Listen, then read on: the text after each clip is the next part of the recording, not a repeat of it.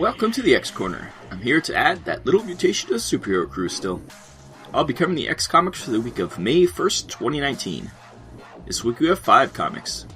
Age of X-Men Prisoner X number 3 of 5, Dead Man Logan number 7, Domino Hotshots number 3, Major X number 3, and Uncanny X-Men number 17.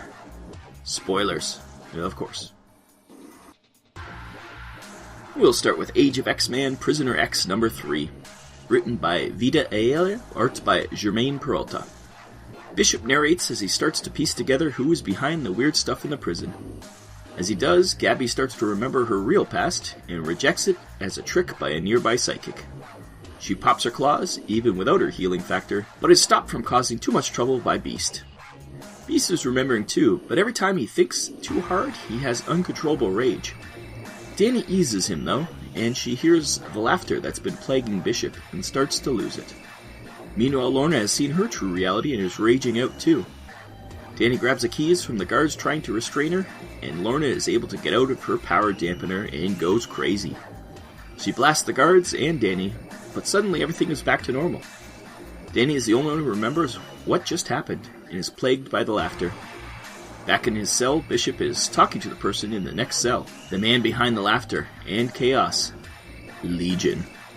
So the Laughing Man is Legion. That at least makes sense why things are crazy in this prison. His powers are on par with X-Men, so I can see how he's leaking reality into this illusionary world. But is he a good guy? We'll have to see. The art continues to shine here though. There were some real great pages, like both the Lorna flipping out ones.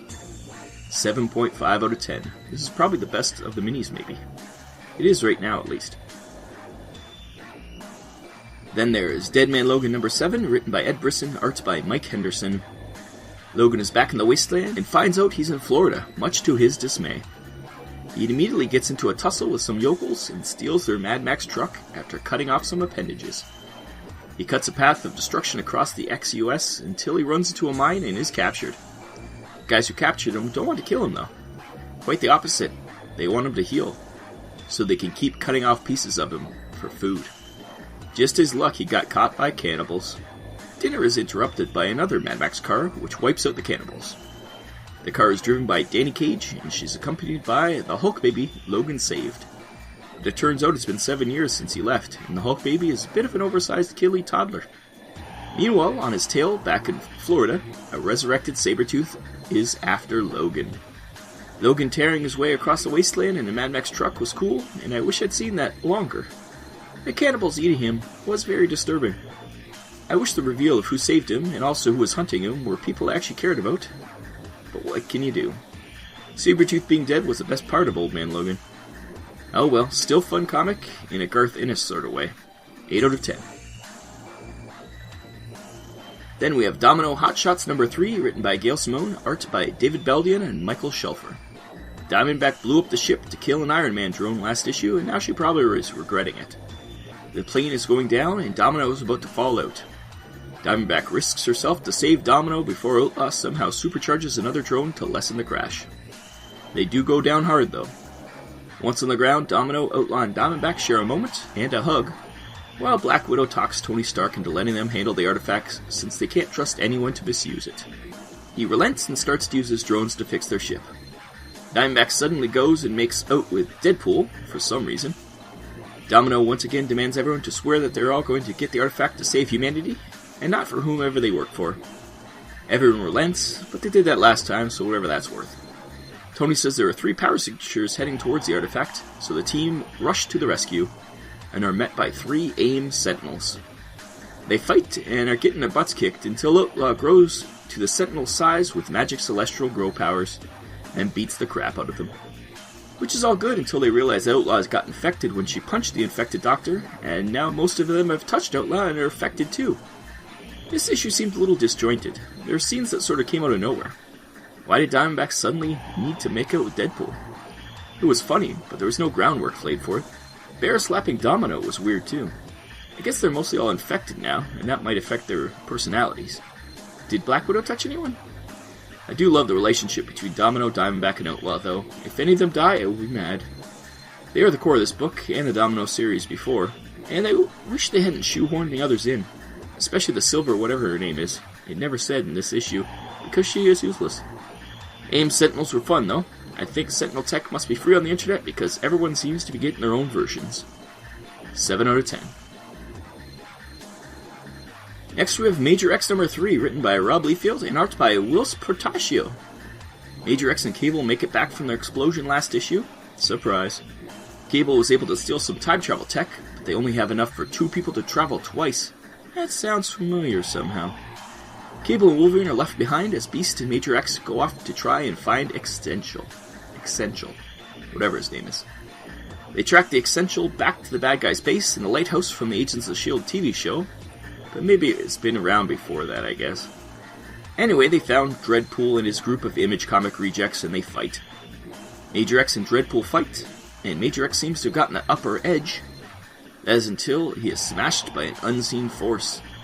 The main bad guy, who I have no idea who it is, has a secret protege who has beaten Major X. And in a crazy twist, it's a young Essential, whatever his name is. First off, while I was reading this, I wonder if I was imagining things, or was this comic drawn way better than the rest of the series? It's still 90s, but in a good way. And then I saw Whilce Portacio drew it, and it all made sense. The gratuitous danger room fight between Beast and Wolverine was totally useless to the story, but man, it looked awesome. The story was still a pile of steaming excrement, though. I was so confused for a story that seemed to have very little plot. So the Atlanteans destroyed existence? Why? They live there too. And who or when or from what dimension is Dreadpool? I thought he was a one-off gag, but here he is again. Am I just missing key information from another run? Or is this just not making any sense? But I think the art saved it a reprieve from being thrown in the bin. I hope they get some other artists from old school Image to do more issues though. I wonder which of them still talk to Liefeld. I don't think very many. 6.5 out of 10. Lastly, we have Uncanny X-Men number 17, written by Matthew Rosenberg, art by Carlos Gomez. The X-Men are getting ready for Wolfsbane's funeral. Cyclops insists Logan wear a suit and attend. He said he grieves differently. Logan does put on a suit, and Jamie shows up with a police report of Wolfsbane's murder. Logan then goes and interrupts a strip poker game between some dupes and the Warlock dupe, and he takes Kwannon out of prison. They steal Havoc's car. It looks like a Lamborghini, so I don't know where Havoc got that. And then they go on a mission as Cyclops starts the funeral. Logan and Kwannon break into a frat house, and Logan has Kwannon take the images out of the 4 boys there on what they did to Wolfsbane. They tried to hit on her, and when she said no, they tried to take her with them. She got feral, and when they saw she was a mutant, they stomped her to death. Logan isn't happy, to say the least. But before we can find out what he has planned for the kids, O&E bursts in to capture Kwannon and Logan. We next see Logan by himself return to Harry's riddled with bullet holes. Cyclops is pissed Logan wasn't at the funeral and kicks him off the team. Logan reminds him that he isn't the boss, and the last time they asked the X-Men to pick sides, Cyclops didn't end up so well. They scrap. Eventually Juggernaut breaks them up and reminds them they have a list of people to go after, and fighting amongst themselves isn't helping. He then goes over some of the people on the list and realizes Emma Frost isn't on it. He asks them why not, and they have no idea who Emma Frost is. Oh, that mind-altering scamp. This issue was okay. I do not like they actually killed Wolfsbane, off-camera, via some rapey college kids. What a fridge moment for a great character. The rest of the characters were written weird, too. Cyclops was all angry at Logan for no reason, it seems, other than to get the final fight. The eulogy parts were pretty lame. We didn't even get to see one of the rapey boys murdered either. I assume they were killed in a crossfire, but at least show them get their junk shot off or something. O&E has become the go-to Deus Ex Machina for getting out of situations the writers write themselves into. You can't show Logan and Kwannon murder some kids, so have O&E show up. This issue seemed lazy, unfortunately.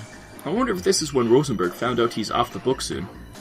It's like he suddenly gave up on writing compelling characters.